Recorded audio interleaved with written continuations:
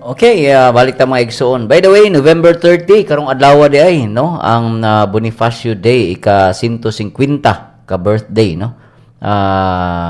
Sa pagsaulog sa adlaw natawhan ni Bonifacio, no? Karong November 30, karong buwan taga. Karong adlaw. Okay. So nasa linya karon si Ma'am Evelyn Acario Castro, ang head sa Rafi Resource Mobilization. Ma'am Naxi, mayong buntag. Ay, morning, Tats. Musta na, Tats? Yes, ma'am. Balik na sad ta dinhi sa ato ang programa human sa mga ato ang tahas, no? Sa gihiman natong relief operations, ma'am. Oh, good to hear your voice again, Tats. Yes, Huwag ma'am. na tawa magkita. Okay, ma'am, una sa tanan, pasabta ko mi kung unsa ning gitawag na to 3R Disaster Response Framework. Oh. Kuan ang ato ang gitawag nga 3R Disaster Response Framework, Tats, mao ni nag-guide nato no sa Rafi sa ato ang mga gibuhat over the last couple of weeks, murag musod nga mga 2 days already, and then in the next phases, no. Primero gitawag nato og tulo ni siya ka R, no. Primero relief, sunod recovery, and then the third R is rehabilitation. So katong moingon tag-relief ka touch, no, to immediate natong gihimo, no, immediately after the typhoon. In fact, a day after the typhoon, mo to nagpadatag mga assessment teams all over Cebu province unya by the afternoon even of Saturday, the day after, mo na to nag-start naman tag-packing ato. By Sunday, we already mobilized goods for distribution in the worst hit area. So ang kanagid siya kasagaran gid ana natong ipaabot sa mga naapektahan nga mga komunidad, mao na ang kanang pagkaon og tubig, no, og nasay uban kaning basic lang kaayo nga murag material nga mahimo nila murag tent. So relief is an immediate aid that we are able to mobilize for the different communities. Ang sundan ni ang process sa relief ang recovery. So unsaon man nato nga matabangan sila makabangon, no, sa after sa mao nga nahitabo. So sa ato in our case, recovery includes provision of shelter kits o kaning mga materyales nga makatabang sa ilahang pagbangon, no. So karon ato ang distribute din ha sa nagkalain-lain nga isla diha sa Bantayan ang kaning for temporary shelter, ang tents ug kaning mga naatay mga materyales po, tents ug kaning mga tarps. No, mga tarps, no, Yeah. gamitonon sa ilahang panday, no. So naay mga gabas, unsa pa na. Kompleto din na, ma'am. Kompleto na siya kaning hammer, unya kaning cooking utensils, naapoy mga blanket, mosquito net. So kanang immediate lang gyapon nila nga mo kaingon ta nga makatabang-tabang, no, sa ilahang pagbangon. So kung makadawat ka na, Ma'am Nax, wala na kay murag more or less na anatanan ang imong panginahanglan, mga basic. Murag basic. Makasugod dayon ka. Makasugod ka sa paghimo patukod sa imuhang murag temporary kaayo nga puloy-an, no. Unya moingon ta diri in fact touch over the last week, no, ato ana nagisugdan nagkompleto ta sa ato ang relief distribution apan gisugdan na sad nato ang kanang ato ang sa recovery phase. Ang gari sa ato ang rehab phase touch mao ni nga mangita tag pamaagi diin at makatabang ta og kani mga semi-permanent, no, nga structures katunang naay mga simba, kanibang mga kawayan, no, nga at least matindog-tindog sad na aduna sila mga kapuy-an. Unya gawas ni anang sa pamuyan kaning sa para eskwelahan nato, no. So unsa man nato nga ma-rehab na naatong mga guba nga mga eskwelahan. Okay, sa ako naobserbahan, ma'am, dito sa norte, grabe gyud, no, naagi mga eskwelahan nga grabe gyud, papas niya lisod kayo na mga eskwelahan. Mao gyud. So both in the recovery magtan-aw to og temporary learning spaces, so kana sang tents, and then eventually sa iyahan na sang rehabilitation. So ang panginahanglan sa mga eskwelahan murag ang ako lang sa pagbiyahitat dito sa latest summer area, murag I think out of the 20 plus municipalities nga mo ang naagian, murag tingali makaingon lang kag naalang tingali mga eskwelahan nga mga 5 or 10 lang tingali nga naapay atop, no, all the rest no?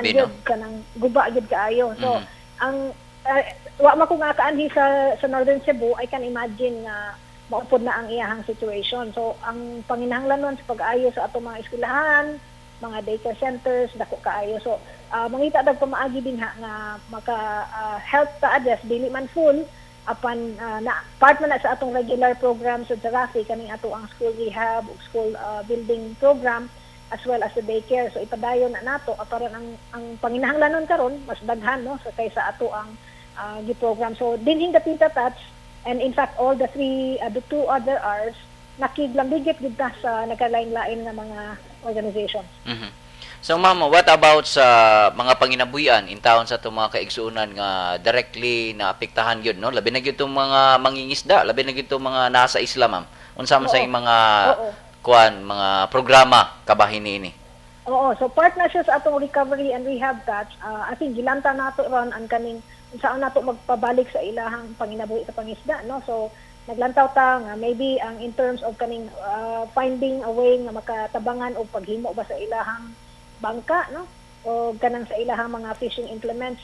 And then at the same time sa ato asang microfinance touch, nagtan-aw ato ang microfinance team right now is looking at unsaon nato pag-structure, no?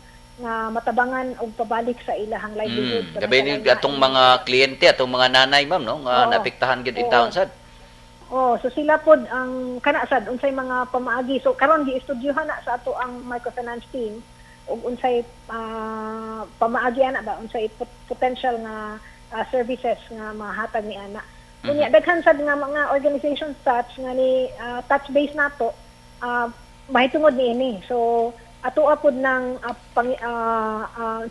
mag-jointly kuanta sa program, develop sa program para maka-address ni ana nga panginahanglanon. So, ma'am, nasayod man ta, no, nga ang atong mga kung magisgoy kitag mga lakang, no, sa Rafi, no, sa pag-execute nining ato ang disaster response framework. Ma'am, akong mahinamduman nga sa hibaw-an na nato nga sa Nobyembre 8 mo hit gyud ang super typhoon, kita sa Rafi a day before or 2 days before nangandam na. So usa na sa mga lakang ma'am nga gihimo nato sa Rafi. Oo. The pre-typhoon Yolanda, nag-organize naman ta daan ta sa ato ang gi-activate nato ang ato ang structure within Rafi, labi na ang sa disaster response command center nato. So nahitabo na mao nang immediately after the day of the typhoon, mao tong atong mga assessment teams dayon on the ground na sila getting the assessments, no, kay di man sad ta kuan og response kung di ta mahibaw-an nato kung unsa gyud nang hitabo sa nagkalain-lain nga lugar. So ang usa sa DI touch ay I think importante kay ni nga ipalambig ipaambit nato sa ato ang Tigmaminaw. Ang Rafi nag-serve ta sa nag-work together with the province of Cebu and different organizations sa paghimo og database, no? Gilantaw nato unsa mga municipalities na affected, unsay mga datos ngadto, pila ka pamilya. Unya ang the important thing is naatay information on kinsay naka-respond didto, no? Unsang organization nag-address sa need, unya unsay ilahang gipanghatag, pila ilahang gipanghatag baron or unsay assistance ilahang gi-provide. Unya so naa ni nato touch in fact we are providing this information to the province and making it available to the public. So naa ni sa atong website. Unya doon na sa duha ka platforms na gi-develop ang Bangon PH o kaning PH Recovery. So nagkuha ni sila sa datos nato. Unya og nasayod ang atong mga tigpaminaw karon ang tulo ka newspapers nga lokal, no? The Freeman, Sunstar ug CBN. Naghimo ni sila relief tracker nga ilang mura bitaw gi-extract sa ato ang database kung unsa mga barangaya ang wala ma-reach, no, for help. So ilahang gibasihan ang ato agyapong data touch kay nag-consolidate man ta. So mura sad dag ka ng information is coming to us, no, from different sources, nagalain-lain, public, private, local, international o national nga gibutang diya sa ato ang database. So kuan ma'am, makiingutang po nga daghan gud isang mga organizations nga nag-link sa ato, no, labi na gid sa atong effort karon nga gihimo. Daghan gid kay touch. In terms of information, that's a lot, no? In terms of kaning partnerships for on the ground assistance, daghan sad kaayo, both local and international. And I think the other role that we play touch katong sa ato ang labi na sa kaning laing areas ba. Okay, in some areas wa man tay direct presence labi na dinha sa katong the other side of Leyte, no? Wa pa man ta kaabot diha. Unya of course in Samar, what we are doing is actually working with organizations there, no? So ang kanang sa Leyte nga area na hisulod sa Archdiocese sa Palo, 40 man na ka munisipyo ang nahisakop ni ana. Atong gitabangan ang Archdiocese of Palo. So pag-structure sa ilahang organization kay wa man sila susama sa ato ang framework kay di man na nila wa man na sila di man na ilang trabaho no sa church. So ang atong assistance dito is gitabangan nato sila pag-organize, paghatag og template no unsaon pag respond sa situation. So karon tats I'm happy to say nga naporma na ang Pastoral Disaster Response Center na gipanguluhan ni Archbishop John Du sa Archdiocese of Palo. Kay sa iyahang Archdiocese daghan kaayong mga munisipyo ang naapektuhan. Kinagrabihan ang kaning sa diri sa eastern side no of Palo gikan sa Tacloban ngadto sa Mayorga down south no, that's close to Aboyog, and then across pod sa kaning Alang-alang, Santa Fe nga rin na sa Ormoc, Merida area. So dako ang iyahang nahilangkob na area. So while we don't have direct presence there, na wala tayong presensya ngadto, nakilambigit ta sa mao sa Archdiocese of Palo in organizing the team. Anya gitabangan sad nato sila tats og link up with resources. So og naay mga resources nga ato ang collect din sa Rafi sa Cebu, ato sang ipada didto. Ang sa Samar sad tats ang ato ang link didto ang Giwan Development Foundation Incorporated. Panguluhan ni Miss Marge de la Cruz. Katong ato ang kuan sa Triennials, no? Sa Triennials. Okay. So siya na asay presence dito sa pito ka mga munisipyo din ha sa Eastern Samar.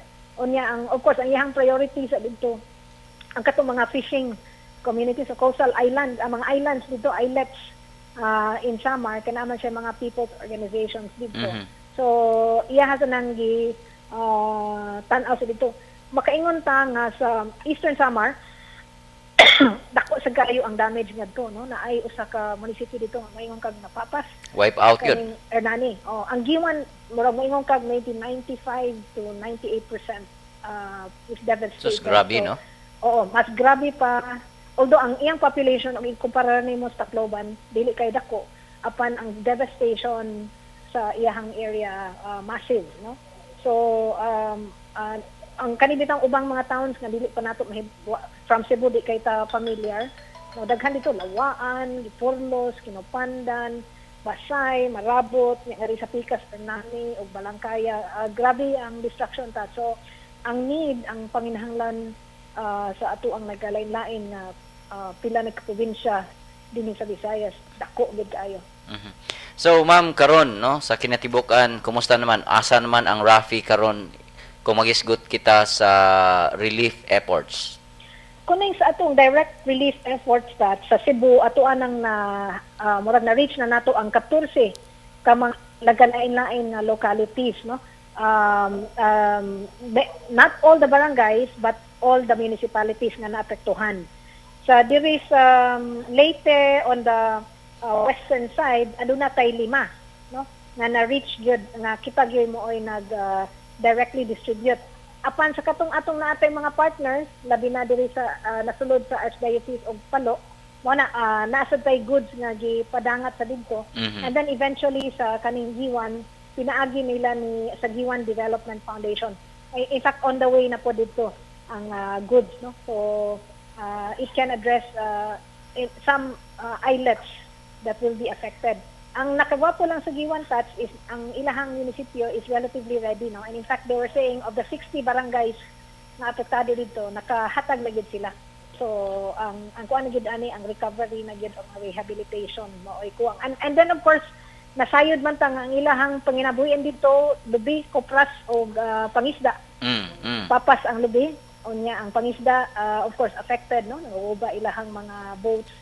And then so dako nga trabaho nun again in terms of both the recovery and the rehabilitation. Ma'am, basig natay pasalamatan nga mga partners nato ug ubang nato mga collaborators sa ato ang relief operations ug ingon man sa ma'am sa imuhang hinapos nga mensahe. Yes ma'am, go ahead. Kanang touch dili lang siguro nako itagsatag sa kidaghan kaayo tag kanang pasalamatan no mga partners, mga donors all over no. Ako lang tingaling ihangyo ang atong publiko nga kung gusto gid sila makitaan at babisita lang sa atong website no. But I think ang importante gyud nga message na ako ang ikapaambit sa ato ang mga tigpaminaw nga ay ato apag yung lantawon ang kani mga apektado nga mga komunidad dinhi sa Subo dito sa Leyte in all affected areas dito sa Samar. So if we can continue to be of help no makatabang ta in a way particularly sa ilahang recovery and rehabilitation atuan ng mapadangat sa ato ang makaigsuonan. At the same time katusang na apektuhan gyud touch nga just don't lose hope no. Magpadayon ta sa let's pick up the pieces unya mapadayon ta sa ato ang mga immediate na needs and of course pag-rebuild sa ato ang community, pag-rebuild sa ato ang mga isip usag-usa nato ka mga panimalay no. So and this is a personal kanang sa message touch is ato lang i-anchor ang ato ang pagsalig, ang atong i-anchor ato ang hope na sa Ginoo kay nagtan-aw siya nato among these sa kaning mga paghitabo dinhi karon. Ma'am, last lang ma'am, nagpadayon pa ba ang atong panawagan karon kung katong buot mo abag? Ang ato ang gi-request kung naay gusto mo abag no. Kaninang para na sa recovery of rehabilitation. So ang publiko ganahan mo donate og in kind no, mas maayo nang sa construction materials na kaning nails, wood, galvanized iron sheets or in terms of cash no. So dili na kay ta atong sa kaning relief goods katong sa food ug sa tubig. So kani siyang mga construction materials mas mao na sad ni panginahanglanon karon para ma-rebuild ang kaning mga schools, ang mga pamimalay. Ma'am Naksi, daghang kayong salamat ma'am sa imuhang pakig-uban kanamo karong butaga. Thank you Tats. Maayong buntag sa ato ang suking tigpaminaw. Okay. So mga igala mao kadto si Ma'am Naksi Evelyn Acario Castro ang head no sa Rafi Resource Mobilization. Unya mopadayon ta mga igsoon, human lamang nining pipila ka mga mensahe. Kahibaw ba mo nga 38.8 billion ang gikinahanglan sa administrasyon ni Pinoy aron mapahigayon ang initial phase sa Reconstruction and Rehabilitation Program alang sa mga kadaot nga resulta sa Super Typhoon Yolanda. Mao kini ang gisaysay sa Presidential Communications Operations Office Secretary. Matud pa niya 80% sa maong kantidad ang alang sa pagpaayo sa mga naguba nga panimalay, lawak tunghaan, ospital, merkado ug mga pampublikong pasilidad. Kini si Pagtuki Roxanne naghatod ning mga gagmayng kaalam. Maayong buntag. Ania ang mga pinakauwahing balita nga adunay kalabutan sa atong kalambuan. Usa ka diskwento caravan ang gipahigayon sa Department of Trade and Industry kon DTI Cebu Province alang sa mga mulupyo sa amihanang bahin sa Sugbo nga nabiktima sa Super Typhoon Yolanda. Nagsugod ang diskwento caravan ni atong Biyernes, Nobyembre 29 ug matapos karong adlaw Sabado, Nobyembre 30 nga anaa sa Sports Complex sa lungsod sa Daan Bantayan. Nagkadai ang mga pamaliton ang mapalit sa ubos nga presyo, diin 11 ka mga distributors ang mingsalmot hinungdan nga ang presyo distributors price pod. Sukad pa ni atong niaging semana ang maong caravan gidala sa DTI sa unom ka mga syudad sa Samar ug Leyte. Apil na usab ang mga syudad sa Ormoc, Maasin, Baybay, Calbayog, Catbalogan ug Tacloban. Sa laing balita, ana ay posibilidad nga mabalik ang kuryente sa sidlakang Samar ug Leyte karong umaabot nga pagsaulog sa Pasko. Kini ang gipadayag ni Antonio Labios, Director sa Department of Energy, Visayas. Dugang pa niya, mas dali ang pagbalik karon sa supply sa kuryente tungod sa pagtinabangay o bayanihan system sa mga power distributors, lakip na ang mga langyaw nga eksperto. Dugang pa ni Labios, magkakuryente na ang pipila kabahin sa sidlakang Samar ug Leyte tungod sa tabang sa China National Grid Company o sa ka-technical partner sa National Grid Corporation of the Philippines. Sumala pa sa China Embassy sa Manila, minghatag usab og pinansyal nga tabang ang China Grid sa mga lugar nga naapektuhan sa Super Typhoon Yolanda. Sa laing bahin, usa ka debriefing ang ipahigayon sa mga estudyante sa syudad sa Mandaue pinaagi sa usa ka storytelling. Tumong sa maong debriefing ang pagwagtang sa alimpatakan sa mga estudyante sa mga dili maayong kasinatian subay sa nahitabong linog ug super typhoon. Gipanguluhan kini sa Mandaue City Public Library takdo sa pagsaulog sa National Book Month. Matud pa sa City Librarian nga si Angelina Cagatulya, giplano usab nila ang pagpahigayon og storytelling sessions alang sa mga bata nga anaa sa mga evacuation centers diin ang uban gikan pa sa Tacloban. Ug mao kadto ang mga balita sa kalambuan karong simanaha. Kini si Pagtuki Heidi, Paayong Buntag. Ituboy ang mga bayani sa imong komunidad. Ngadto sa Ramon Aboitiz Foundation Incorporated Triennial Awards ang nag-unang Social Development Awards sa Visayas ug Mindanao. Download sa nomination form gikan sa www.rafi.org.ph/triennial-awards. Ipada ang form ngadto sa Ramon Aboitiz Foundation Incorporated sa 35 Lopez Haina Street, Cebu City 6000. Alang sa dugang kasayuran, tawag sa telephone number 032-418-7234 local 105 o log on sa facebook.com/rafi.org.ph.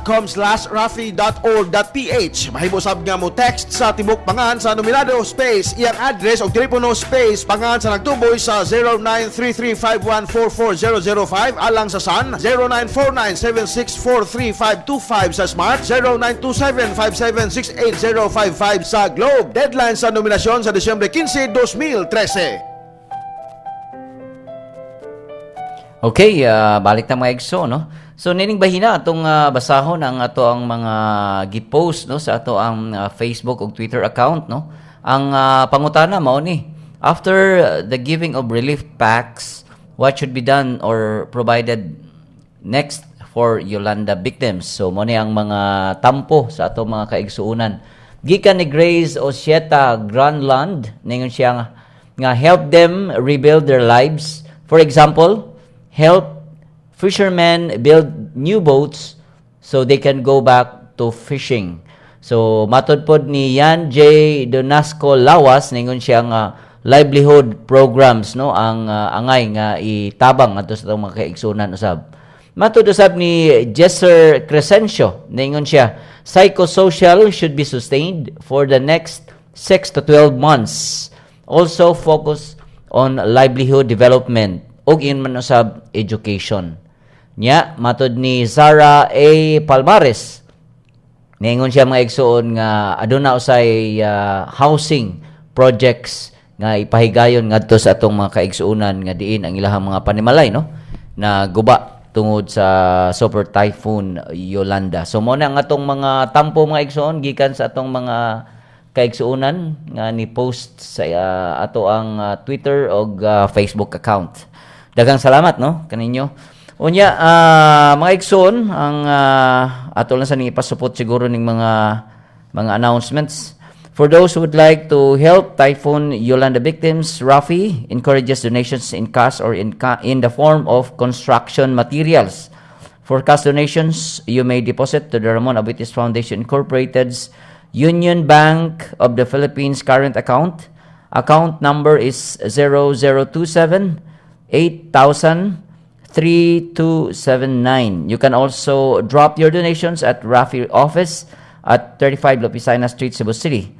Visit the website at www.rafi.org.ph for more information about our Super Typhoon Yolanda efforts, or call 418-7234 local 510 or 204 or 211. Okay?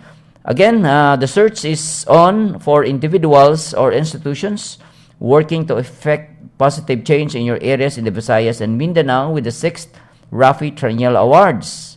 Download a nomination form at www.rafi.org.ph/Triennial Awards. Unya, isubmit ang inyong nomination form ngadto sa Ramon Aboitiz Foundation Incorporated sa 35 Lopisana Street, Cebu City. Alang sa dugang information, contact lang sa 418-7234 local 105 o baka log on sa facebook.com/rafi.org.ph or text the nominee's full name, space, contact details, space, name of the person nominating to 0933-514-4005 for Sun subscriber. Unya alang sa Smart 0949-764-3525 og ingon man sab sa Globe subscribers ang numero 0927-576-8055. So mga igsoon, ang ato ang mga pagtuki episodes inyo ning mabati, no?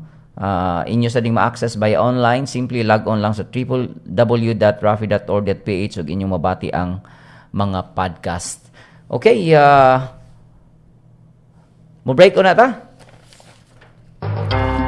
Kahibaw ba mo nga dulan sa 900 milyon nga kadaot ang nahitabo sa Sugbo tungod sa Super Typhoon Yolanda? Kini base sa partial datos nga gipagawa sa provincial government, diin 557 milyon ang gikan sa livestock ug 306 milyon ang sa tanom. Kini si Pagtuki Roxanne naghatod ni mga gagmayng kaalam. Ituboy ang mga bayani sa imong komunidad. Ngadto sa Ramon Aboitiz Foundation Incorporated Triennial Awards ay nag-unang Social Development Awards sa Visayas ug Mindanao. Download sa nomination form gikan sa www.rafi.org.ph/triennial awards. Ipada ang form ngadto sa Ramon Aboitiz Foundation Incorporated sa 35 Lopez Haina Street, Cebu City 6000. Alang sa dugang kasayuran, tawag sa telephone number 032-418-7234 local 105 o log on sa facebook.com/rafi.org.ph. Mahibusab nga mo text sa tibok pangan sa nominado space iyang address o telepono space pangan sa nagtuboy sa 093351440005 alang sa Sun 0949-7643525 sa Smart 0927-5768055 sa Globe. Deadline sa nominasyon sa Disyembre 15, 2013. Okay, daghang salamat, no? Ni Pagtuki Roxanne og ni Ma'am Pagtuki Heidi sa ilahang mga kasayuran, no? Nga gihatag kanato. Okay, mga igsoon, mao kana nga manginautang nga pinaagi ninyo to ang tulmanon inyong sayra, no? Unsay mga gibuhat karon sa mga lain-laing organisasyon, mapubliko ka man o mapribado, labi na gyud sa tabang atong gihimo sa mga biktima ngadto sa typhoon, no? Victims sa ngadto sa lain-laing mga lugar sa Northern Cebu ug iyon man sab sa pipila ka mga lugar dito sa Leyte ug sa ubang bahin dito sa Bohol, no? Ug sa mga lugar nga naapektuhan kaayo. So inyong masayran mga igsoon nga daghan kayong abag nga ni dangat, no? In fact ang ato ang mga kaigsuonan gikan sa mga langyaw nga mga kaigsuonan og mga organisasyon ni abag na gyud, no? Karon kitang tanan makabarog. Labi na gyud katong naapektuhan mga igsuon mo kana nga sa atong bahin nga mga lumulupyo og mga naapektuhan mao na nga madasigon kita, no, nga mobarog bisan pa sa mga pagsulay, bisan pa sa mga katalagman nga atong nasugatan kay kita di masad kita pasagdan. So muna kita pod sa atong bahin mahinaot sa tang maningkamot sa tang makabarog. Unya labaw na sa tanan, no, ang pag-ampo ug papasalamat sab nga adunay mga abag nga nidangat ug ingon sab dili kayo ang makaingon tang punga ang kadaot nga atong nahiaguman ug labaw sa tanan nga ato ang pamilya nga intact, no? Ug ana paghihapon kanang mga butang makit-an naman ang mga igsuon, so importante kayo nga kita mubarog bisan pa niining mga katalagban nga atong nasugatan.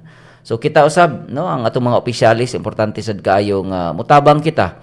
Kung wala kitay mga salapi nga ikatabang, ang bugti nato ang kanang ato ang kusog, no. So mo na nga giangyo sad nato ang atong mga opisyalis sa mga kabaranggayan, sa mga kalangsuran nga kung adunay tabang nga ipadangat dinha sa atoa, kanang atong tabangan pinagi sa ato ang kusog. So usay subo malanggong palandungon nga naa sa pipila nato ka mga opisyalis nga magduha-duha sad og tabang, no? So karong panahon na dili angay iduha-duha atong tabangan labi na gyud sad, no, sa panawagan pod sa DSWD nga tabangan nato ang ato ang mga local workers diha nga mapadangat dayon ang mga impormasyon nga ilang gikinahanglan haron ang assistance, no, mapadangat dayon. So importante mo gid ning mga igsoon ning panahon sa katalagman ang atong pagtinabangay bisan pa sa pinaagi sa kusog, pinaagi sa ubang mga pamaagi nga kita makatabang, dako na kaayo na siya og ikatampo alang sa pagbango nato no sa ato ang nahiaguman mga igsoon. So importante kayo ang pagtinabangay nining panahon ng mga igsoon. Kinsa ka man, magamay ka man madako, unsa man ang imuhang relihiyon, dili na siya importante. Ang importante nga kita magtinabangay labi na gyud sa pagpahiuli nato sa ato ang mga kabtangan, sa atong panginabuhian. Importante kay na siya mga igsoon. Wala na kitay panahon og dinhi natapos atong tulmanon sa ngalan sa akong kaubanan sa buhat si Roxanne ato ang program manager, ka Ma'am Heidi Palapar atong program director, ka Ma'am Dumi Chua atong chief operating officer sa foundation. Sa ngalan sa akong mga kaubanan, nining atong programa, ako magpasalamat kaninyo hangtod sa sunod semana sa samang takna adlaw ug istasyon. Maayong buntag mga Bisaya.